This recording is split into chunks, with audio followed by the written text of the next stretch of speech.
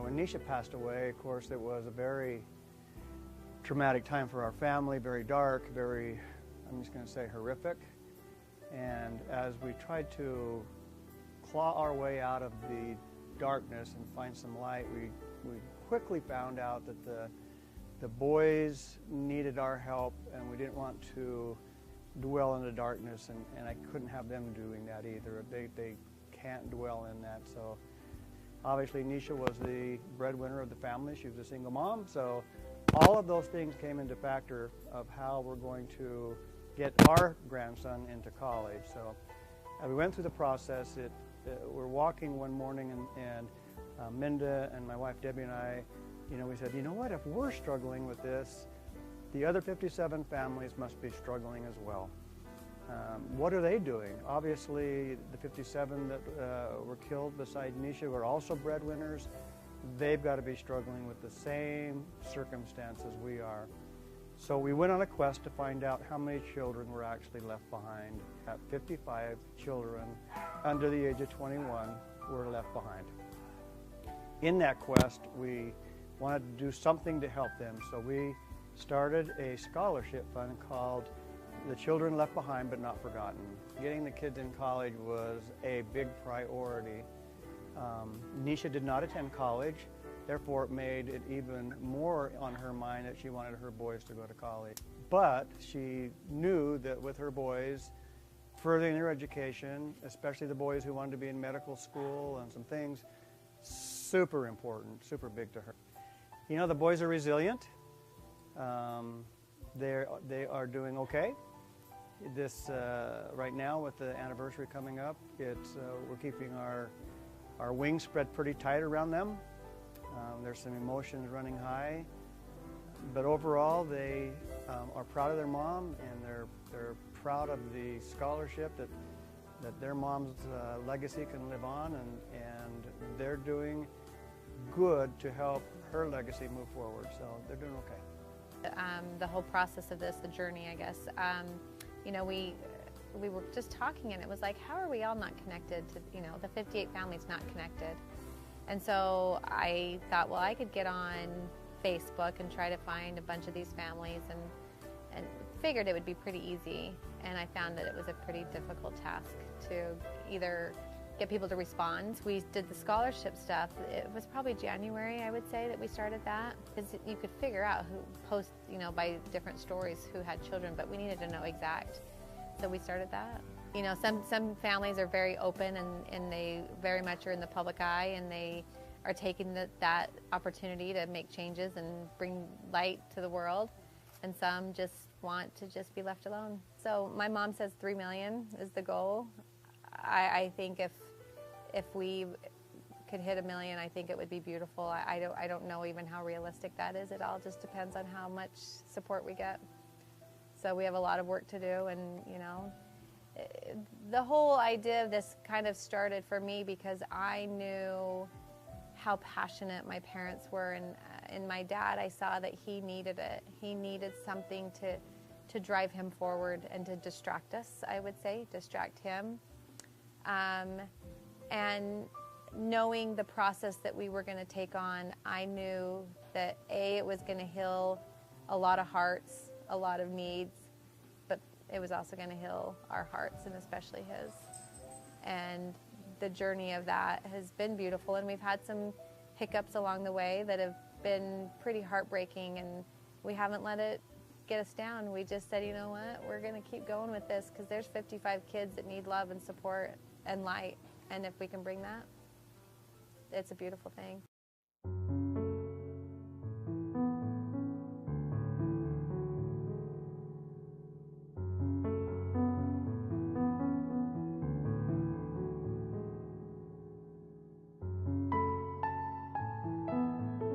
Nisha was 46 years old when she was killed in the October 1 mass shooting. A vibrant, beautiful, spontaneous woman who would not let anything get in her way ever. She would always accomplish what she needed to. We are honored to host the Nisha Davis Tonks Memorial Endowment.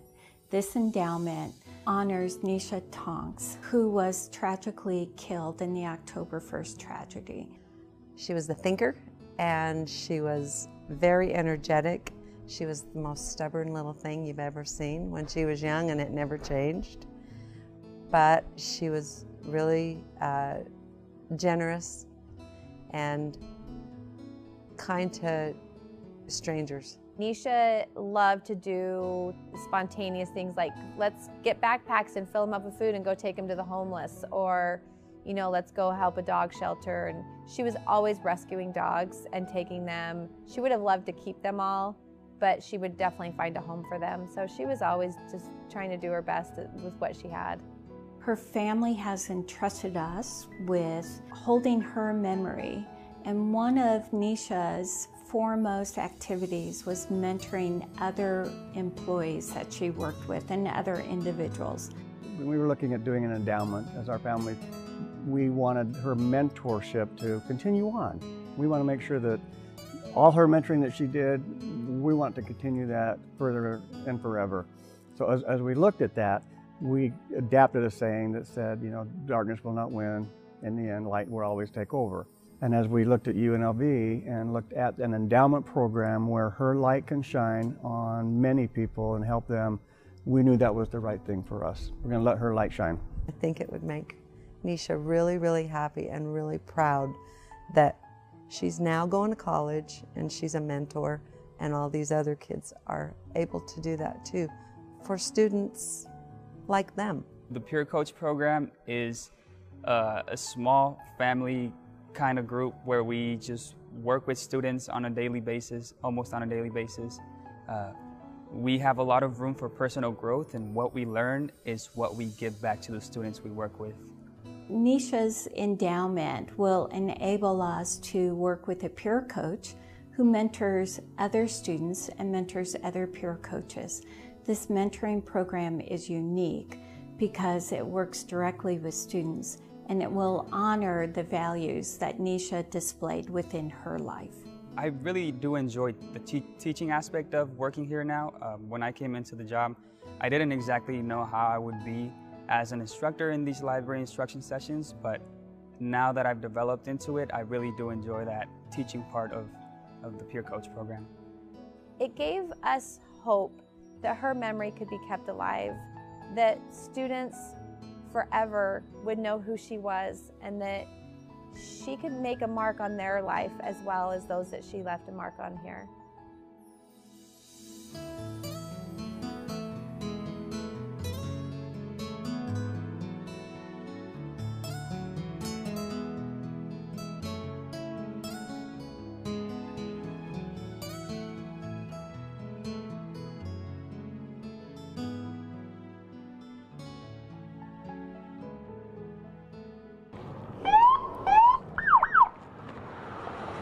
We got the phone call at 1:42 in the morning.